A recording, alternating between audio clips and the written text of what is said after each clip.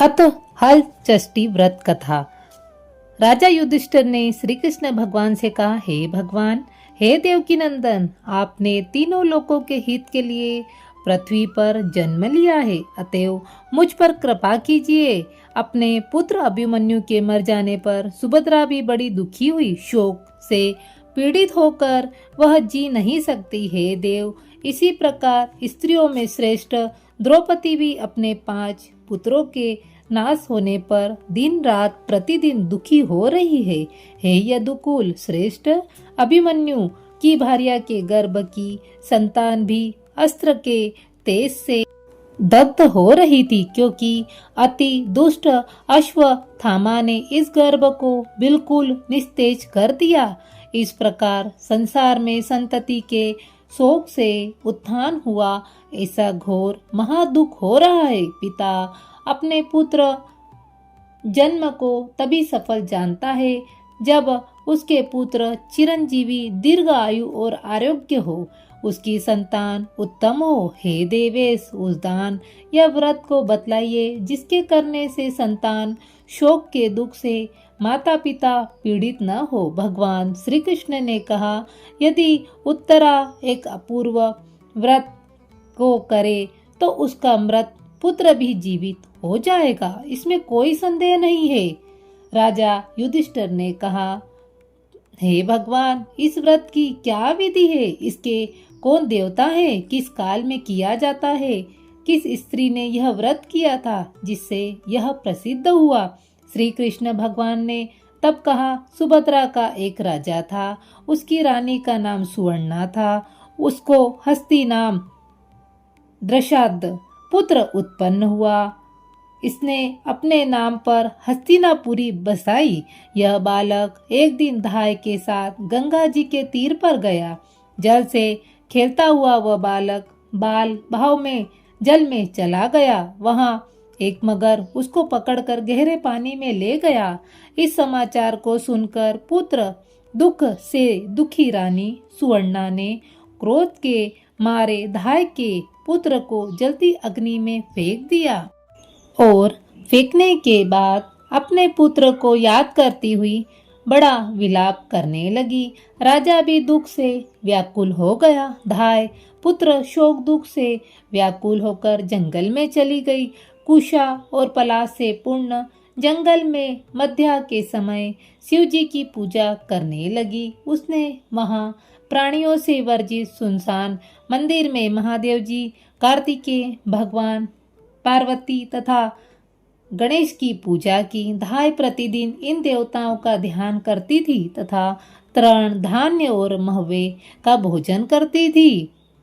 उसके इस प्रकार करते हुए हे युधिष्ठिर, भादो के महीने के कृष्ण पक्ष की षष्ठी को नगर के अद्भुत दर्शन हुआ। इस धाय का अति सुंदर पुत्र भीड़ में से जीता निकल आया। इस घटना को देखकर राजा रानी तथा अन्य बड़े आश्चर्यचकित हुए। धाय के पुत्र को जीवित देखकर चिंता से व्याकुल होकर लोगों ने सब ब्रह्मज्ञानी पंडितों से उसका कारण पूछा। इसी प्रकार शिव जी के अंश रूपी दुर्वासा नाम के महर्षि उनकी आज्ञा से राजा के हितोपदेश करने के लिए वहां पर आए। शिव स्वरूप दुर्वासा ऋषि का शरीरधारी कल्याण का मनोरथ जान राजा ने आए हुए ऋषि का अर्ध इत्यादि से पूजन किया और उनको बारंबार नमस्कार किया। अपनी सेविका अर्थात धाय के पुत्र का भीड़ में से जीवित निकलने के विषय में पूछा। दुर्वासा ऋषि ने कहा, हे राजन, जो धाय अपने भय से जंगल में चली गई है, वहां पर उसने महादेव जी, पार्वती जी, कार्तिकेय भगवान तथा गणेश जी की पूजा की।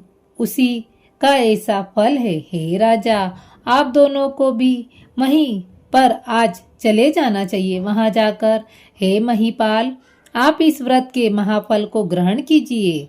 हे महाराज, उन दोनों राजा रानी ने इस प्रकार भली भांति संतुष्ट होकर पहले ऋषि को जंगल में भेजा। उनसे सब वार्ता सुनकर राजा और रानी भी उस घने जंगल में स्वयं गए। दुर्वासा इत्यादि ब्राह्मणों के साथ आनंद पूर्वक वहां जाकर उन्होंने पलाश के वृक्ष के नीचे कुसा पर धाय को पूजा करते हुए देखा। यह परम श्रद्धा पूर्वक चारों देव मूर्ति की पूजा कर रही थी। राजा ने धाय को आश्वासन करके उसके पुत्र से मिला दिया। तब धाय आनंद युक्त होकर राजा को व्रत के विषय में सब कुछ निवेदन किया। धाय कहने लगी, हे राजन, मैं आपके भय से जब यहाँ आई हूँ, वायु भोजन करती हुई शिवजी तथा पुत्रों सहित पार्वती जी का पूजन कर रही हूँ। आधी रात के स्वप्न में आनंददाता शिवजी का पार्वती जी के पुत्रों सहित बेल पर चढ़े हुए कुश और पलाश के वृक्षों के नीचे देखा। उन्होंने कहा, तेरा पुत्र जीवित हो, तूने सब दोनों का व्रत किया है, अतएव तेरा पुत्र अवश्य जीवेगा। और रानी भी विधि पूर्वक इस उत्तम व्रत को करे, इससे उसका पुत्र जीवेगा और वह अनेक पुत्रवती होगी। इस व्रत की विधि दुर्वासा ऋषि बतलाएंगे।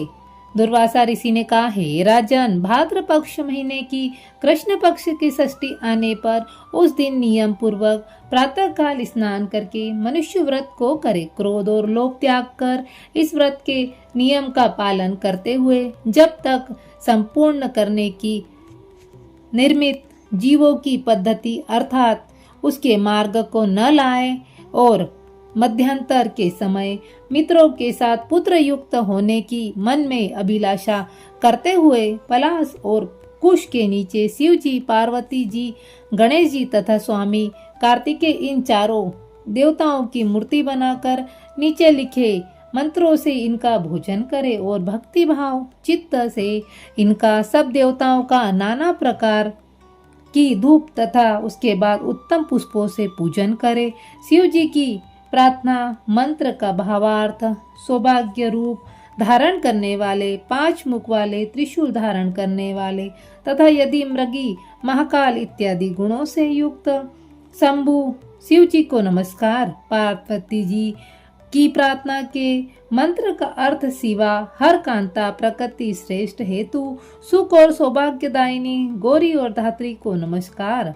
स्वामी कार्तिकी प्रार्थना के मंत्र का अर्थ मोर पर सवारी करने वाले देवताओं को, कोचपत्री को विदीर्ण करने वाले कुमार विशाख और स्कंद को नमस्कार। गणेश जी की प्रार्थना के मंत्र का अर्थ मूसे पर सवारी करने वाले देवता को, लंबे उदर वाले, सुंदर सूंड वाले, एक दंत वाले तथा विघ्न को नाश करने वाले देवता को नमस्कार।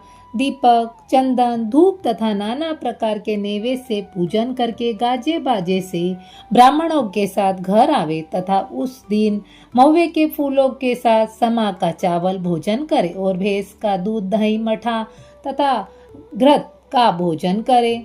हे राजन, इस व्रत की ऐसी ही विधि है, जो मनुष्य ऐसा करता है वह पुत्र पौत्र से युक्त शीघ्र ही सुख को प्राप्त करता है। दुर्वासा ऋषि के वचन सुनकर राजा ने इस व्रत को किया। तब मगर के बिल में से शीघ्र ही निकलकर राजकुमार ने माता पिता तथा दुर्वासा ऋषि के चरणों पर गिरकर प्रणाम किया और बोलने लगा, इस व्रत के फल से राजा के यहाँ दीर्घायु, बड़े पराक्रमी, बलवान तथा सर्वगुण संपन्न अनेक पुत्र उत्पन्न हुए। उससे उसके राज्य में इति अर्थात अति वृष्टि तथा दुर्भिक्ष की शांति हुई और राजा ने अनेक वर्ष तक सुखपूर्वक राज्य किया। श्री कृष्ण भगवान ने कहा, यह व्रत करने वाली उत्तरा इसी व्रत को करें। केशव भगवान के वचन को सुनकर राजा युधिष्ठिर कथार्क हो गए। अश्वत्थामा से हत दग्ध उत्तरा का गर्भ शीघ्र ही जीवित हो गया। इस व्रत के प्रभाव से संतति स्थिर हो जाती है। व्रत के करने के बाद शास्त्रोक्त रीति के विधि पूर्वक उद्यापन करे, स्वर्ण, बेल, भैंस, गाय तथा ब्राह्मण को दे दे तथा सोने से और चांदी की सुंदर मूर्ति बनवाकर वेद वेदांग में प्रवीण ब्राह्मणों से के सहित इनका पूजन करे। विधि जानने में श्रेष्ठ राजा युधिष्ठिर ने इस व्रत को उत्तरा से कराया, जिससे अश्वत्थामा द्वारा नष्ट हुआ उसका गर्भ रक्षित हुआ। इस व्रत के प्रभाव से उत्पन्न के उदर का गर्भ उसी क्षण जीवित गति मान तथा प्रसव हुआ। हे राजन, यही संसार के जन्मेजय को उत्पन्न करने वाला परीक्षित नाम का राजा उत्पन्न हुआ। हे राजन, जो कोई इस अपूर्व व्रत को इस प्रकार से करता है, वह संपूर्ण पापों को त्याग कर सूर्य की महिमा को प्राप्त करता है। श्री कृष्ण तथा युधिष्ठिर के संवाद में कुश पलास नाम की हर चष्टि